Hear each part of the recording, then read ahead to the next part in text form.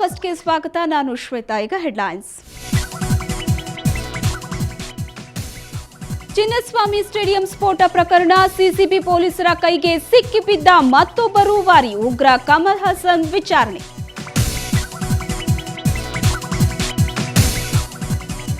ತರಬೇತಿ ವೇಳೆ ತಾಂತ್ರಿಕ ದೋಷ, ಅಪಾರ್ಟ್ಮೆಂಟ್ ಮೇಲೆಯೇ ಹೆಲಿಕಾಪ್ಟರ್ ತುರ್ತು ಭೂಸ್ಪರ್ಶ, ಪೈಲಟ್ ಎಂಜಿನಿಯರ್ ಪ್ರಾಣಾಪಾಯದಿಂದ ಪಾರು. 9x70 ಚದರಡಿಯಲ್ಲಿ 7 ಅಂತಸ್ತಿನ ಕಟ್ಟಡ, ಲೈಸೆನ್ಸ್ ಪಡೆಯದೆ ಅಕ್ರಮ ಕಟ್ಟಡ ನಿರ್ಮಾಣ, ಕುಸಿಯೋ ಭೀತಿಯಲ್ಲಿದೆ ಕಿಷ್ಕಿಂದೆ ಬಿಲ್ಡಿಂಗ್, ಆತಂಕದಲ್ಲಿ ಜನತೆ. ವರನಟನ ಅಗಲಿಕೆಗೆ 6 ವರ್ಷ, ರಾಜ ಸಮಾಧಿಗೆ ಪುಷ್ಪಗುಚ್ಛ, ಮುತ್ತುರಾಜ ಮತ್ತೆ ಹುಟ್ಟಿಬ. ದಶಮುಖನಾಗಿ ಬರ್ತಿದ್ದಾರೆ ಕ್ರೇಜಿ ಸ್ಟಾರ್. ಥ್ರಿಲ್ಲಿಂಗ್ ಸಿನಿಮಾ ನಾಳೆ ತೆರೆಗೆ, ಬಹು ವರ್ಷಗಳ ಬಳಿಕ ಮರಳಿದ ಸರಿತಾ.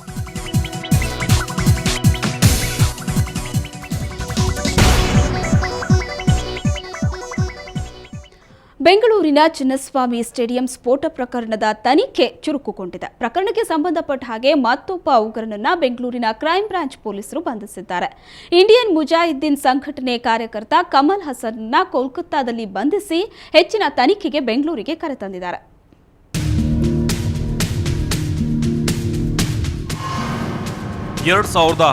ಏಪ್ರಿಲ್ 17ರಂದು ಬೆಂಗಳೂರಿನ ಜನ ಬೆಚ್ಚಿಬಿದ್ದಿದ್ರು. ಅಂದು ಚಿನ್ನಸ್ವಾಮಿ ಸ್ಟೇಡಿಯಂನಲ್ಲಿ ಐಪಿಎಲ್ ಕ್ರಿಕೆಟ್ ಪಂದ್ಯ ನಡೆಯುತ್ತಿತ್ತು. ಇದ್ದಕ್ಕಿದ್ದಂತೆ ಸ್ಟೇಡಿಯಂನ ಗೇಟ್ ನಂಬರ್ 1 ಮತ್ತು 13ರಲ್ಲಿ ಬಾಂಬ್ ಸ್ಫೋಟಗೊಂಡಿತ್ತು. ಪಂದ್ಯ ವೀಕ್ಷಿಸಲು ಬಂದಿದ್ದ ಸಾವಿರಾರು ಕ್ರಿಕೆಟ್ ಅಭಿಮಾನಿಗಳು ಭಯ ಬಿದ್ದಿದ್ರು. ಈ ಸ್ಫೋಟ ಪ್ರಕರಣದ ತನಿಖೆ ಮುಂದುವರೆಸಿದ್ದ ಬೆಂಗಳೂರಿನ ಸಿಸಿಬಿ ಪೊಲೀಸರಿಗೆ ಮತ್ತೊಬ್ಬ ರೂವಾರಿ ಸೆರೆಸಿಕ್ಕಿದ್ದಾನೆ. ಕೋಲ್ಕತ್ತಾದಲ್ಲಿ ಉಗ್ರ ಕಮಲ್ ಹಸನ್ನನ್ನ ಬಂಧಿಸಲಾಗಿದೆ. ಇಂಡಿಯನ್ ಮುಜಾಹಿದ್ದೀನ್ ಸಂಘಟನೆ ಕಾರ್ಯಕರ್ತ, ಬಿಹಾರ್ ಮೂಲದ ಕಮಲ್ ಹಸನ್ ಯಾಸಿನ್ ಭಟ್ಕಳ್ನ ಸಹಚರ. ಸಿಸಿಬಿ ಪೊಲೀಸರು ಈತನನ್ನ ಬೆಂಗಳೂರಿಗೆ ಕರೆತಂದು ವಿಚಾರಣೆ ನಡೆಸಿದ್ದಾರೆ. ಬಹಳ ಮುಖ್ಯವಾದ ಆರೋಪಿ. ಈತ ಕಾನ್ಸ್ಪಿರಸಿನಲ್ಲಿ ಸಂಪೂರ್ಣವಾಗಿ ಭಾಗವಹಿಸುತ್ತಾನೆ. ಇವನ ಡೈರೆಕ್ಷನಲ್ಲಿ ಈ ಬಾಂಬ್ ಬ್ಲಾಸ್ಟ್ ಆಗಿರ್ತದೆ. ಈತನನ್ನು ಪತ್ತೆ ಹಚ್ಚಲು ನಮ್ಮ ಸಿಸಿಬಿ ಪೊಲೀಸರು ಭಾಳಷ್ಟು ಶ್ರಮವಹಿಸಿ ಸುಮಾರು ದಿನಗಳಿಂದ ಅದನ್ನು ಅವ್ರ ಹಿಂದೆ ಇದ್ದು 3-4 ಬಾರಿ ಅಲ್ಲಿ ಹೋಗಿ ಅವನ್ನ ಕರ್ಕೊಂಡು ಬರಲಿಕ್ಕೆ ಪ್ರಯತ್ನಪಟ್ಟು ಆತ ತಪ್ಪಿಸ್ಕೊಂಡಿರ್ತಾನೆ. ಕೊನೆಯದಾಗಿ ಯಶಸ್ವಿಯಾಗಿ ನನ್ನ ಕರೆದುಕೊಂಡು ಬಂದಿದ್ದಾರೆ. ಉಗ್ರ ಕಮಲ್ ಹಸನ್ನನ್ನ ಸಿಸಿಬಿ ಪೊಲೀಸರು ಹೆಚ್ಚಿನ ವಿಚಾರಣೆಗೆ ಒಳಪಡಿಸಲಿದ್ದಾರೆ. ಈತನಿಂದ ಚಿನ್ನಸ್ವಾಮಿ ಸ್ಟೇಡಿಯಂ ಸ್ಫೋಟಕ್ಕೆ ಸಂಬಂಧಪಟ್ಟಂತೆ ಮತ್ತಷ್ಟು ಮಾಹಿತಿ ಕಲೆ ಹಾಕಿದ್ದಾರೆ. ಅಶ್ವಥ್ ಎಸ್ಎನ್, ಕ್ರೈಮ್ ಬ್ಯೂರೋ, ಸುವರ್ಣ ನ್ಯೂಸ್ 24/7 ಬೆಂಗಳೂರು. ಕ್ರೈಮ್ ಸುದ್ದಿಯನ್ನ ನೋಡಿದ್ರೆ ಈಗ ಹೆಲಿಕಾಪ್ಟರ್ ಲ್ಯಾಂಡಿಂಗ್ ಸುದ್ದಿ ಇದೆ. ಹೆಲಿಕಾಪ್ಟರ್ ಎಲ್ಲಿ ಲ್ಯಾಂಡ್ ಆಗುತ್ತೆ ಅಂತ ಕೇಳಿದ್ರೆ ಹೆಲಿಪ್ಯಾಡ್ ಮೇಲೆ ಅಂತ ಎಂಥವರು ಹೇಳ್ಬಿಡ್ತಾರೆ. ಆದರೆ ಇವತ್ತು ಬೆಂಗಳೂರಲ್ಲಿ ನಡೆದಂತಹ ಘಟನೆಯನ್ನ ನೋಡಿದ್ರೆ ನಿಮಗೆ ಅಚ್ಚರಿಯಾಗೋದು ಗ್ಯಾರಂಟಿ. ಯಾಕಂದ್ರೆ ಅದು ಇಳಿದ ವಿಧಾನ, ಇಳಿದ ಪ್ರದೇಶ ಅಷ್ಟು ಗಾಬರಿಗೊಳಿಸುವಂತಿತ್ತು.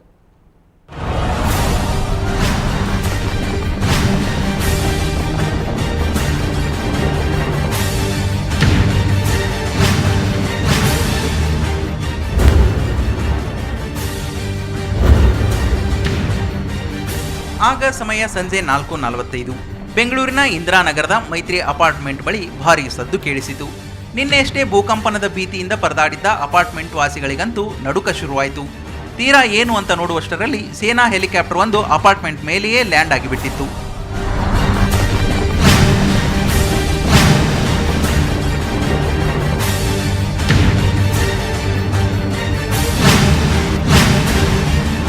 ಇಷ್ಟಕ್ಕೂ ಈ ಕಾಪ್ಟರ್ ಇಲ್ಲಾಕಪ್ಪ ಬಂತು ಅಂತೀರಾ?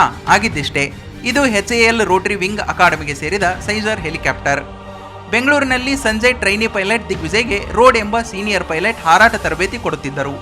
MG ರಸ್ತೆ ಬಳಿ ಇರೋ GM ಪಾಳ್ಯದ ಮೇಲೆ ಇವರಿದ್ದ ಕಾಪ್ಟರ್ ಹಾರಾಟ ನಡೆಸುತ್ತಿತ್ತು.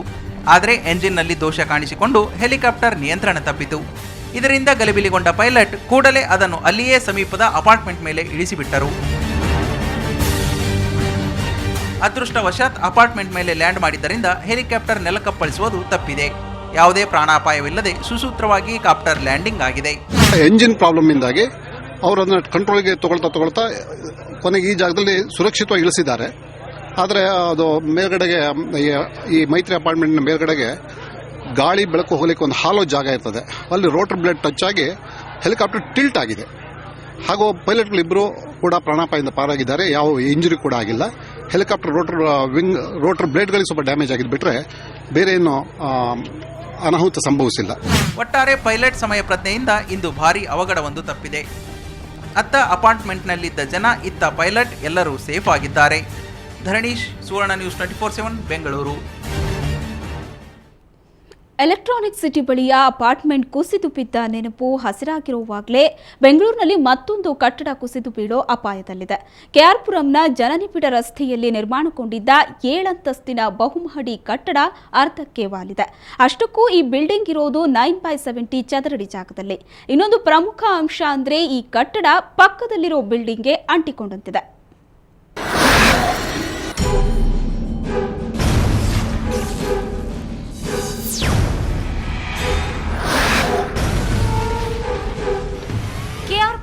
ಮುಖ್ಯ ರಸ್ತೆಯಲ್ಲಿರುವ ಈ ಕಟ್ಟಡ ನಿನ್ನೆಯ ಭೂಕಂಪನದ ಫಲವೋ ಅಥವಾ ಕಳಪೆ ಕಾಮಗಾರಿಯೋ ಗೊತ್ತಿಲ್ಲ, ವಾಲಿಬಿಟ್ಟಿದೆ.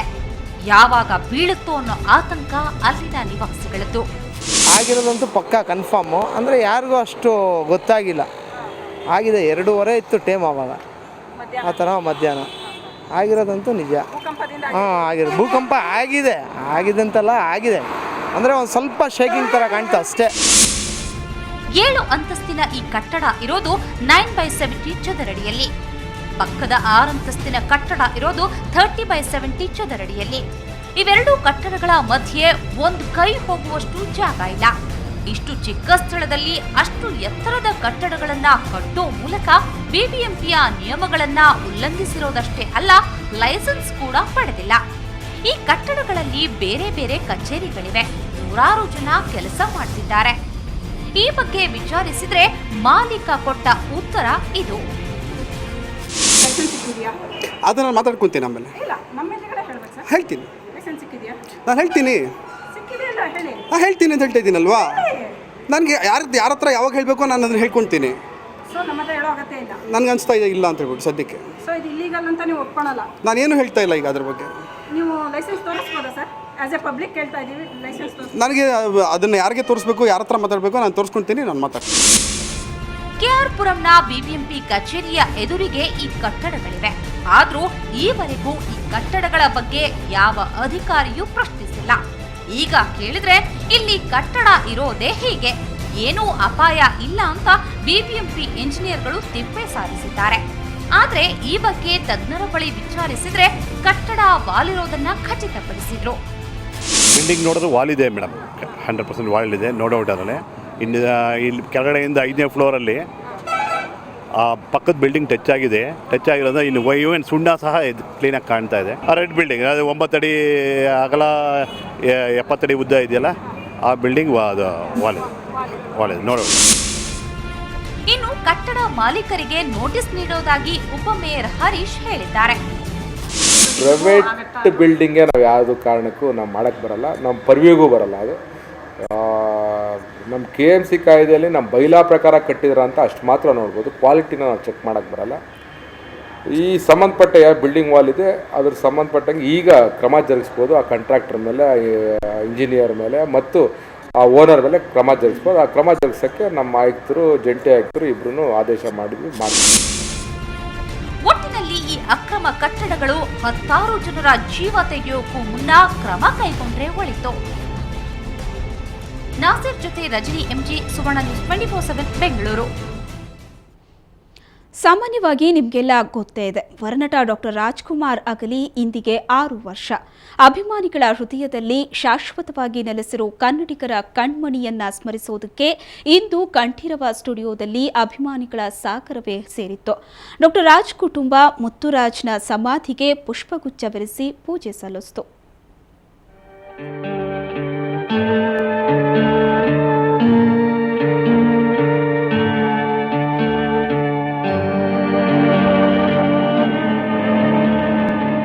ಬೆಂಗಳೂರಿನ ಕಂಠೀರವ ಸ್ಟುಡಿಯೋಗೆ ಇವತ್ತು ಅಣ್ಣವರ ಅಭಿಮಾನಿಗಳ ಸಾಗರವೇ ಹರಿದು ಬಂದಿತ್ತು. ಕನ್ನಡಿಗರ ಕಣ್ಮಣಿ ಡಾಕ್ಟರ್ ರಾಜ್ ನಮ್ಮೆಲ್ಲರನ್ನ ಅಗಲಿ ಇವತ್ತಿಗೆ ಸರಿಯಾಗಿ 6 ವರ್ಷ. ಹೀಗಾಗಿ ಅವರ ಪುಣ್ಯ ಸ್ಮರಣೆಯಲ್ಲಿ ಭಾಗವಹಿಸುವುದಕ್ಕೆ ಸಹಸ್ರಾರು ಮಂದಿ ಅಭಿಮಾನಿಗಳು ಕಂಠೀರವ ಸ್ಟುಡಿಯೋಗೆ ಆಗಮಿಸಿದ್ರು.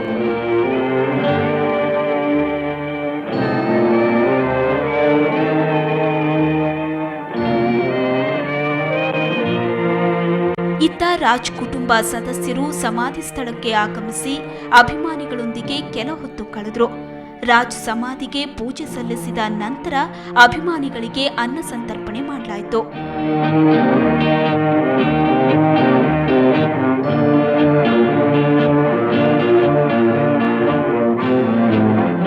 ನೋವಾಗುತ್ತೆ. ಓಕೆ, ಅಪ್ಪಾಜಿಗೆ ನಾವೆಲ್ಲ ಸೇರಿ, ನಾವು ಅಪ್ಪಾಜಿ ಎಲ್ಲ ಸೇರಿ ತಾತನಿಗೆ ಮಾಡ್ತೀವಿ. ಈಗ ನಾವು ಮಕ್ಕಳಾದವ್ರು ನಾವು ಅಪ್ಪಾಜಿಗೆ ಮಾಡ್ಬೇಕನ್ನೋದು ಯಾವಾಗ ಹೇಳ್ತಾನೆ ಇರ್ತೀವಿ. ತುಂಬ ದುಃಖ ಆಗುತ್ತೆ ಆ್ಯಕ್ಚುಲಿ ಅವ್ರಿಗೆ ಈ ಥರ ಮಾಡೋಕ್ಕೆ. ಇದೇ ವೇಳೆ 6 ವರ್ಷವಾದರೂ ಪೂರ್ಣಗೊಳ್ಳದ ಸಮಾಧಿಯ ಕಾಮಗಾರಿಯ ಬಗ್ಗೆ ಸರ್ಕಾರದ ವಿರುದ್ಧ ಆಕ್ರೋಶ ವ್ಯಕ್ತಪಡಿಸಿದ್ರು. ಅವ್ರಿಗೋಸ್ಕರ ಇಲ್ಲಿ ರೆಡಿ ಮಾಡಲೇಬೇಕು, ಇದು ಸರಿಯಾಗಿ ಕಟ್ಟಲೇಬೇಕು. ತುಂಬಾ ಇಷ್ಟ ನಮಗೆ, ಅಪ್ಪಾಜಿ ಅಂದ್ರೆ ತುಂಬಾ ಇಷ್ಟ ನಮಗೆ, ಪ್ರಾಣ. ಅಣ್ಣವ್ರ ಬಗ್ಗೆ ಒಂದು ಗೈಡೆನ್ಸ್ ಕೊಡೋರು ಯಾರಿಲ್ಲ, ಅದಕ್ಕೆಲ್ಲ ಸರ್ಕಾರ ಒಂದು ಸ್ವಲ್ಪ ಇದು ಮಾಡ್ಬೇಕು ಸರ್. ಅಣ್ಣಾವರ ಪುತ್ರ ರಾಘವೇಂದ್ರ ರಾಜ್ಕುಮಾರ್ ಅಭಿಮಾನಿಗಳನ್ನ ಸಮಾಧಾನ ಪಡಿಸಿದ್ರು. ಪುನೀತ್ ಬರೆದಿರೋ ಡಾಕ್ಟರ್ ರಾಜ್ಕುಮಾರ್ ವ್ಯಕ್ತಿತ್ವದ ಹಿಂದಿರುವ ವ್ಯಕ್ತಿ ಅನ್ನೋ ಪುಸ್ತಕ ಸದ್ಯದಲ್ಲೇ ಅಭಿಮಾನಿಗಳ ಕೈ ಸೇರಲಿದೆ ಅಂತ ತಿಳಿಸಿದ್ರು. ಕಮ್ಮಿಯಾಗಿ ಬರೆದು ಸುಮಾರು 1800 ಫೋಟೋಸ್ ಹಾಕಿದ್ದೀವಿ. ಅದರಲ್ಲಿ ಕೆಲವು ನೋಡಿದ್ದಾರೆ, ಕೆಲವು ನೋಡದಿರೋದು, ನಾವುಗಳು ನೋಡದಿರೋದೆಲ್ಲ ಸಿಕ್ತು. ತುಂಬ ಅಭಿಮಾನಿಗಳು ಅದನ್ನು ಹೆಲ್ಪ್ ಮಾಡಿದ್ರು, ಎಲ್ಲಿಂದನೂ ತಂದು ಕೊಟ್ಟಿದ್ದಾರೆ. ಅದನ್ನೆಲ್ಲ ಹಾಕಿ ಒಂದು ಪುಸ್ತಕ ಮಾಡಿದ್ವಿ. ಇದೆಲ್ಲದರ ಮಧ್ಯೆ ಎಲ್ಲರ ಗಮನ ಸೆಳೆದಿದ್ದು ಡಾಕ್ಟರ್ ರಾಜ್ ಅವರ ಪುಟ್ಟ ಮೂರ್ತಿಗಳು. ಸಿಲ್ಕ್ ಮೆಟೀರಿಯಲ್ನಲ್ಲಿ ಮಾಡಿದ ಅಣ್ಣನ ಆಕರ್ಷಕ ಮೂರ್ತಿಗಳನ್ನು ಕೊಳ್ಳೋದಕ್ಕೆ ಅಭಿಮಾನಿಗಳು ಮುಗಿಬಿದ್ರು. ಒಟ್ಟಾರೆ ಮಕ್ಕಳಿಂದ ವೃದ್ಧರವರೆಗೂ ಎಲ್ಲರೂ ಅಣ್ಣನ ಪುಣ್ಯಸ್ಮರಣೆ ಮಾಡಿ ಭಾವುಕರಾದರು. ಪೂಜೆಯನ್ನ ಸಲ್ಲಿಸಿ ಹೊರಡೋ ಮುನ್ನ ಪ್ರತಿಯೊಬ್ಬ ಅಭಿಮಾನಿಯ ಮನದಾಳದ ಮಾತು ಒಂದೇ ಆಗಿತ್ತು. ಅದೇ, ರಾಜಣ್ಣ ನೀ ಮತ್ತೆ ಹುಟ್ಟಿ ಬಾ.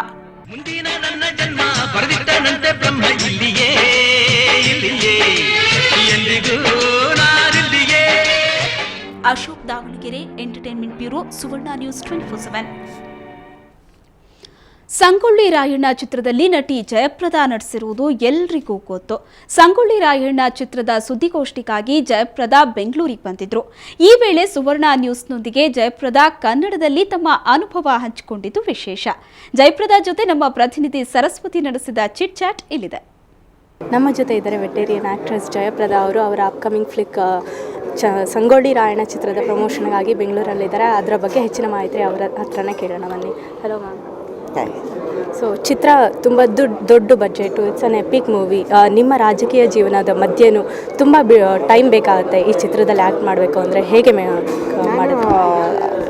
ಕಂಟಿನ್ಯೂ ಮಾಡ್ತಾ ಇದ್ದೀನಿ ಫಿಲ್ಮ್ಸು. ನಾನು ಡಿಸ್ಕಂಟಿನ್ಯೂ ಯಾವಾಗ ನಾನು ಮಾಡಿಲ್ಲ.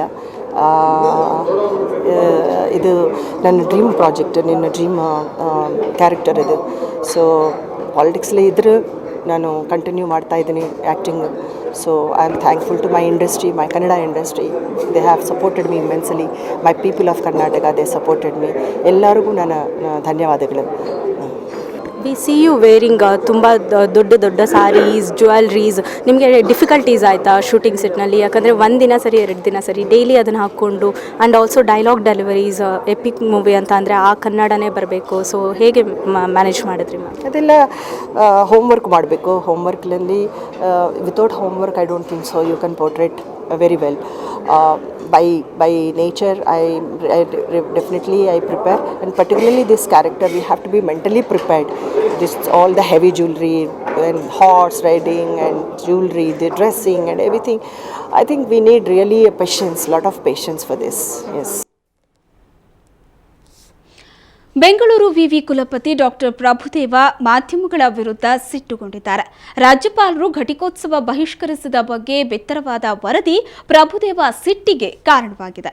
ಘಟಿಕೋತ್ಸವ ಮುಗಿದ ಬಳಿಕ ಸುದ್ದಿಗಾರರ ಜೊತೆ ಮಾತನಾಡಿ ತಮ್ಮ ಸಿಟ್ಟನ್ನ ಕಾರಿಕೊಂಡ ಕುಲಪತಿ ವರದಿಗಾರರ ಮೇಲೆ ಹರಿಹಾಯ್ದರು. ಮಾಧ್ಯಮದವರು ಅಜ್ಞಾನ ಪ್ರದರ್ಶನ ಮಾಡುತ್ತಿದ್ದಾರೆ, ಕಾಯ್ದೆ ಕಾನೂನು ಗೊತ್ತಿಲ್ಲದವರು ಅಂತ ಜರಿದ್ರು. ಇದಕ್ಕೆ ವರದಿಗಾರರು ತಿರುಗೇಟು ನೀಡಿದ್ರು. ವರದಿಗಾರರು ಮತ್ತು ಕುಲಪತಿ ನಡುವೆ ಕೆಲ ಹೊತ್ತು ಮಾತಿನ ಚಕಮಕಿ ನಡೆಯಿತು. ಗೌರವ ಡಾಕ್ಟರೇಟ್ ಪದವಿಗೆ ರಾಜ್ಯಪಾಲರಿಂದ ಅಂಕಿತ ಪಡೆಯೋ ಬಗ್ಗೆ ನಿಯಮ ಗಾಳಿಗೆ ತೂರಿದ ಕುರಿತು ಮಾಧ್ಯಮದವರು ಪ್ರಶ್ನೆಗಳ ಸುರಿಮಳೆ ಕೈದ್ರು. ಇದರಿಂದ ವಿಚಲಿತರಾದ ಪ್ರಭುದೇವ ಕೊನೆಗೆ ಕೈ ಮುಗಿದು ಸುಮ್ಮನಾಗಿ ಬಿಟ್ರು. ಇದು ನಾನು ಗವರ್ನರ್ ಈ ಸಾರಿ ಒಪ್ಪಿಲ್ಲ.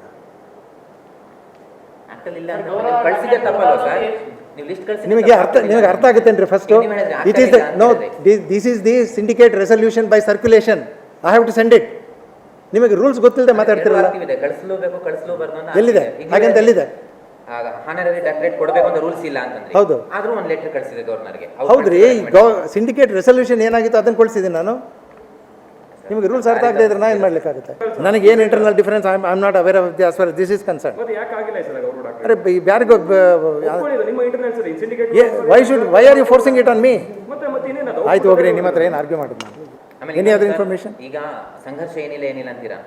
ಸಂಘರ್ಷ ನಾನು ಅದ್ರ ವಿಷಯದ ಬಗ್ಗೆ ನಾನು ಮಾತಾಡಿಲ್ಲ. ನೀವು ಒಂದು ಕೊಠಡಿನಲ್ಲಿ ಇರೋದು, ಅವರು ಸೊ ಇನ್ನೇನು ಎಲ್ಲರೂ ಒಂದೇ ಕೊಠಡಿಯಲ್ಲಿ ಇರಬೇಕಾಗುತ್ತೆ. ಹೌದು ಸರ್, ಈಗ ನೀವು ಆಟ ಮಾಡಿದ್ರೆ ಅವತ್ತು ಅವರು ಆಟ ಮಾಡಿದ್ರಿ. ಯಾರು ನಿಮಗೆ ರೂಲ್ಸ್ ರೆಗ್ಯುಲೇಷನ್ ಗೊತ್ತಿದೇನ್ರಿ ಸರ್? ಈಗ ಮತ್ತೆ ನೀವು ಹೋಗಿ ಅವ್ರನ್ನ ಕೇಳಿ, ನನ್ನ ಯಾಕೆ ಕೇಳ್ತೀರಾ? ನೀವೇನು ಸಂಘರ್ಷ ಇಲ್ಲ ನಮ್ಮ ನಡುವೆ ಅಂತ ಹೇಳ್ತೀರಾ. ನಾನು ಡಿಡ್ ಐ ಸೇ ದಟ್?